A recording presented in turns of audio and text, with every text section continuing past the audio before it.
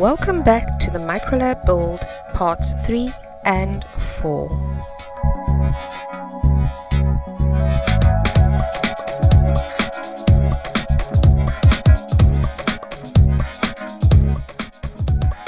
In parts 1 and 2, we constructed the base of the MicroLab.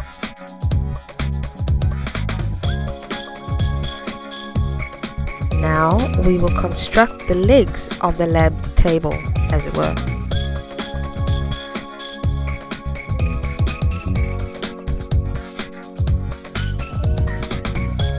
The lab table legs support a tabletop carrying the Arduino board and the breadboard. This is the experimentation platform of the MicroLab.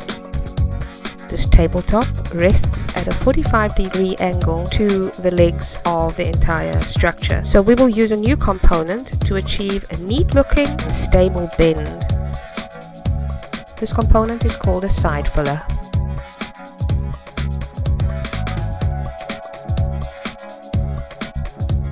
Let's look at what we will need in order to construct part 3. Bearing in mind that the side fillers and their brackets will be attached to the top of the beams, our table legs. These legs are mounted on top of the base frame that we constructed in parts 1 and 2. So let's go to the table and lay it all out. First we will need 2 4cm beams and 2 9cm beams.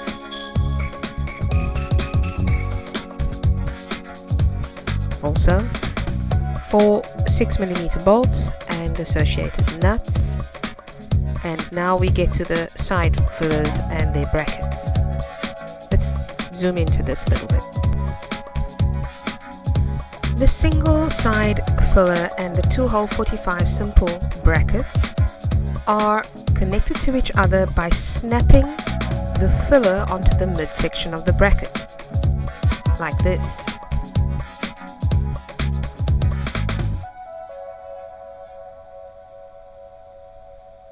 There you see the bracket, and it fits on the midsection like this.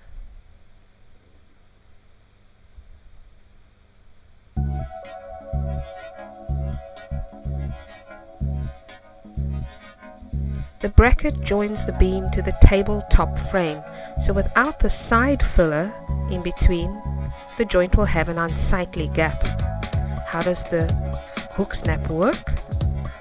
The bracket is attached to the beam using a bolt and nut, and the side filler is snapped on afterwards. This is what it will look like.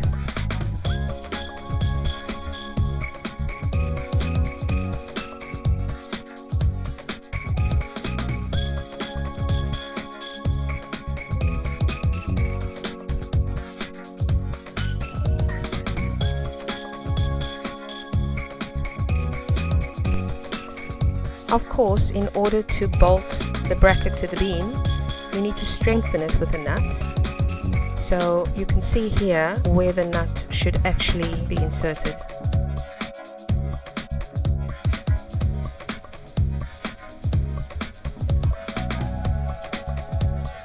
Push it down and make sure that the holes line up. And now you can screw in the bolt. Now we come to a very important point. For each set of beams, the 4cm beams and the 9cm beams, the placement of the brackets is not alike. They mirror each other. This means that the side fillers are placed differently for each beam in the set. See which side the bolt is placed. If you look closely, you'll see that the side in which the bolt is placed will be different for beams B and C, and then also for D and E.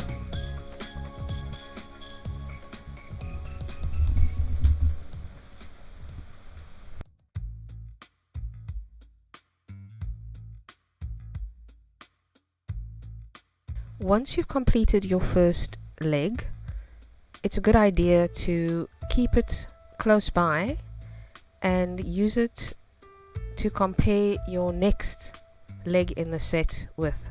This way you can be sure that you're using the right side for your bracket and you know which side your nut needs to be inserted. Then insert the nut first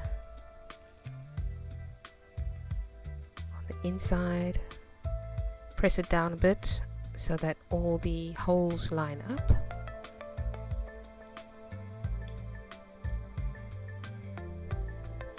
And now once you put your bracket on, you can compare and confirm that you've got the right sides. Connect your bolt.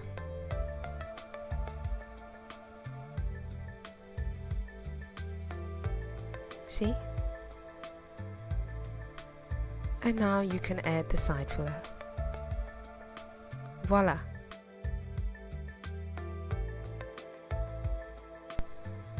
Now you have a complete set, and it's time to do the same for the 9 centimeter beams.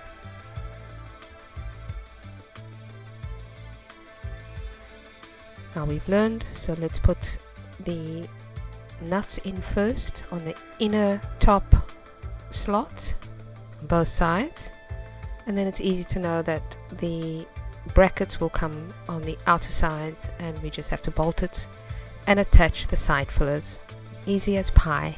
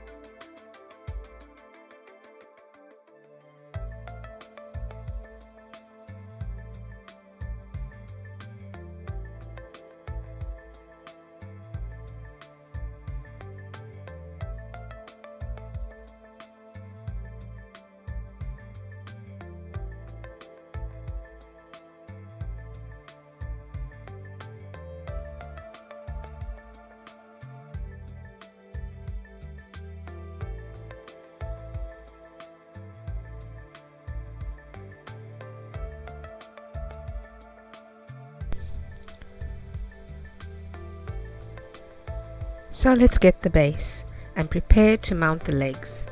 Recall that the base has a 2-hole simple bracket at the 4th slot and the last slots of each side of the frame. Well, the table legs B and C, the 9 centimeter beams, will be attached to the base frame at the brackets in the 4th slot. The shorter beams, beams D and E, are mounted on the last positions on the sides of the base frame. It helps to lay it out like this so that you know what goes where.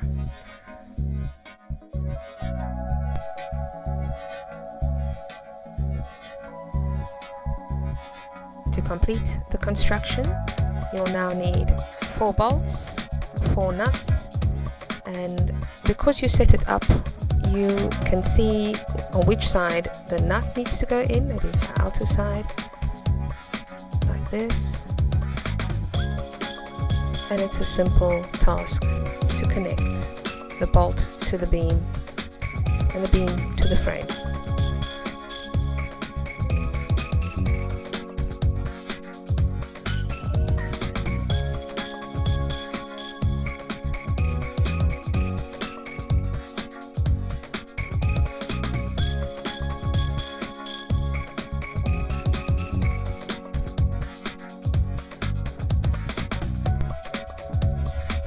And just like that, we're done.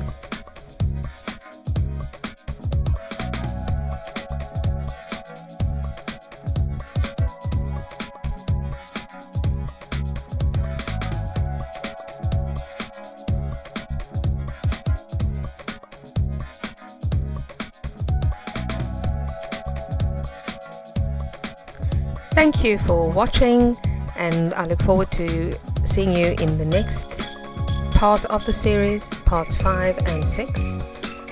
Please remember to click on the bell icon so that you can get notifications of the next part. Like and subscribe, and I'll see you soon.